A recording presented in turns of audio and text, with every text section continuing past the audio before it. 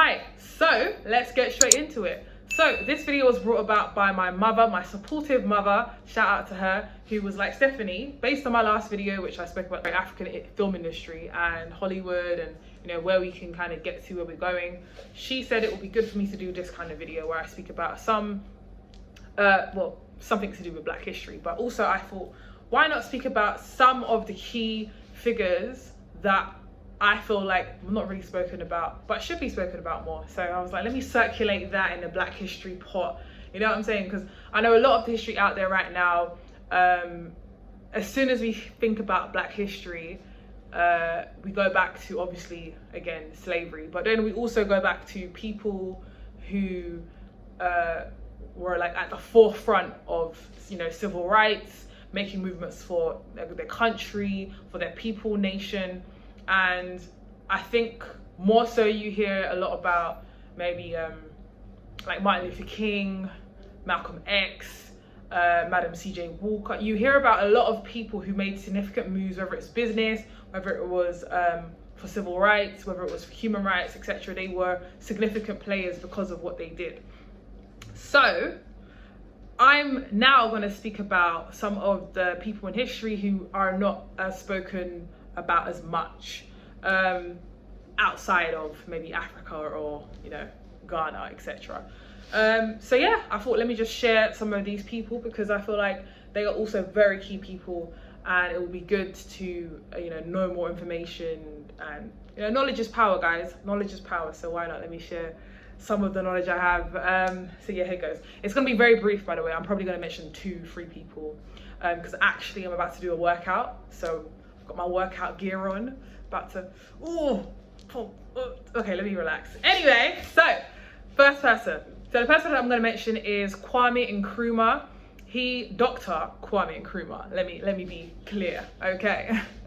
Okay, give him his dues where he's given. So basically, Kwame Nkrumah was the first president of Ghana. He brought Ghana to independence from the British colonies after like however many centuries. And he was a very key player because of all of the things he managed to do, not only during his presidency, but just, within life, let's say, within his lifespan. So I can't really go into so much detail about everything because there's a lot. There's books on this man. There's information out there which give you a detailed account of all of what he did for Africa, for Ghana, etc. So definitely I would recommend going and seeing what book you can purchase. But to give a quick summary overview, as I mentioned, first president of Ghana, he married an Egyptian lady called Santoia, and in marrying her, also he was able to kind of, let's say he was able to continue to kind of bring the nation together. Like he was all about bringing Africans together, like, knowing what we're worth, knowing what we are, knowing what we have, and being able to really see the best potential of who we can be as people. So, I mean, he was very inspirational he was very inspirational. And yeah, so he had a lot of influence, and not just in Africa. He traveled obviously to different countries. I know there was a point in time where he met with Martin Luther King, met with Malcolm X. I think Malcolm X even met him in Ghana when Malcolm X came to Ghana. So people don't really know this. You know about Martin Luther King and Malcolm X, but a lot of people don't know about Kwame Nkrumah. So I feel like this is a real key person that people should know about. And the more that I'm even continuing to learn about him, the more I'm just kind of like, wow, like he was a visionary, like honestly. So, and I had the ultimate privilege of being able to be part of a project which will come out soon, where his daughter was interviewed, and I'm not going to talk too much about it because you're going to see it. But yeah, I had the privilege of directing that project and meeting her, obviously, and just being able to hear from bloodline how she saw her father and the significance he played within Ghana and Africa as a continent. So I mean, amazing, honestly, it's amazing. So it was very interesting to hear that interview. But anyways, so as I said, if I'm going to leave some links, maybe I'll leave a like description of everyone, and then you guys can do your research, whoever doesn't really know, whoever wants to find out more, whoever had a small inkling, wasn't sure, you know. So I'm going to leave like the names of the people I speak about so you can do your research. But I think he's definitely one to research. So yeah. Person number 2.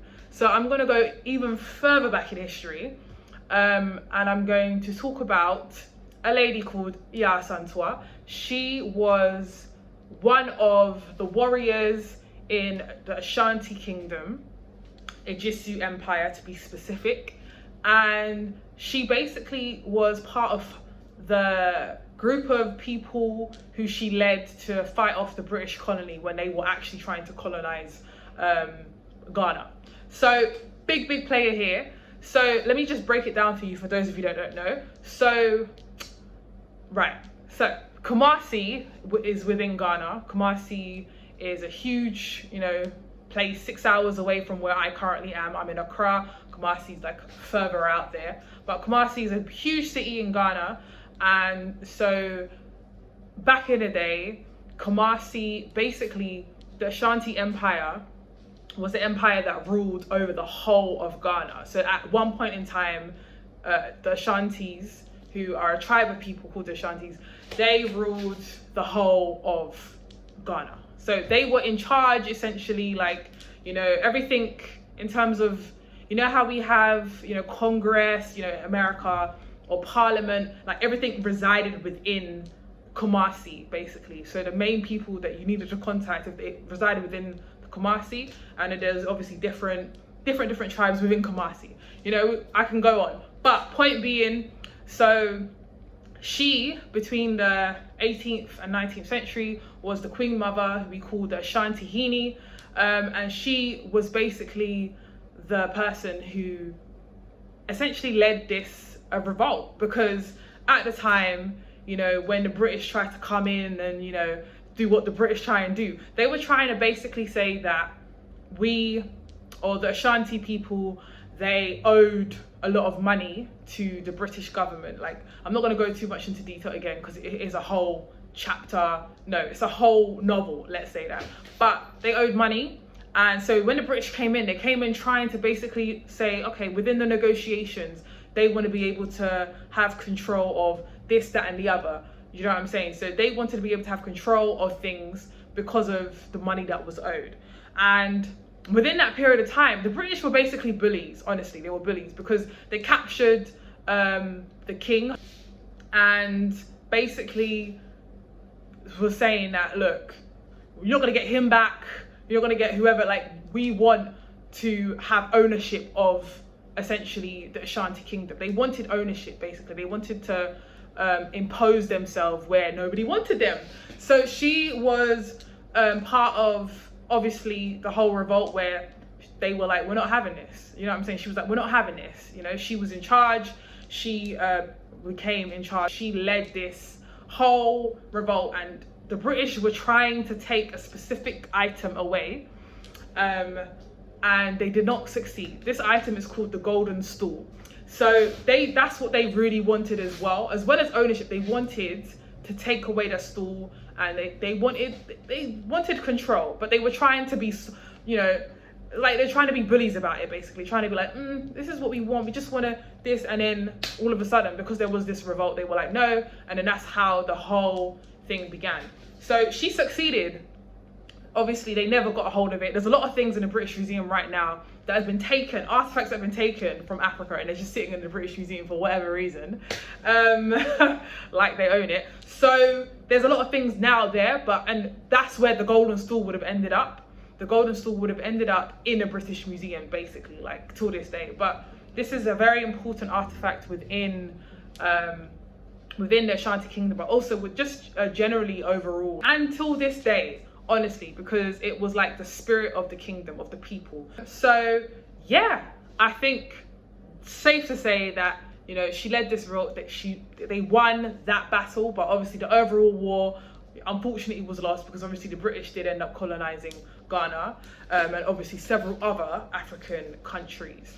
However, you know, that was kept, that still exists, that's still somewhere kept in a special place. Nobody really knows about, to make sure that it stays where it should stay. So yeah, that is Ya Santoia. Now I've just seen the time and I'm like, whoa, I've only spoken about 2 people and it's 11 minutes. So I'm gonna have to end this video. Yes, I don't want it to get too long. But if you found it interesting, if you would like to hear about any more historical Africans in history that you have never, maybe you haven't heard about, like any of the people that I mentioned today, there's definitely a lot more that I would love to mention. So yeah, so if you want to hear more, let me know. I'll do another video. I'll do a part 2. But if you're not subscribed, you know the drill. Subscribe, leave some comments, let me know what you think. Yeah, as I said, I was trying to just do a little brief video because I have to go and work it out. Like, yeah, I need to do this workout. But also, these people have a lot of history, a lot of context. Like, there's so much. I can go on forever, basically, is what I mean. But I was trying to make this video only 10 minutes long, so I can't go on forever really, but I could. So yeah, please do your research if you haven't heard about these people. There's probably a lot more that I don't even know myself, because a lot of things are not available on the internet. But like, where I am, I found like a book, 1 or 2 bookstores where there's more history, but also a lot of it hasn't been documented, which is really sad. So you have to go to like people themselves that, you know, great grandmothers, etc., who keep these stories in their heads and then they retell it, and there's like, you know, artifacts and special things that are kept and whatnot to just, you know, the proof of the story is there. But yes, so guys, this has been fun. I will see you in the next video. All right, take care, bye.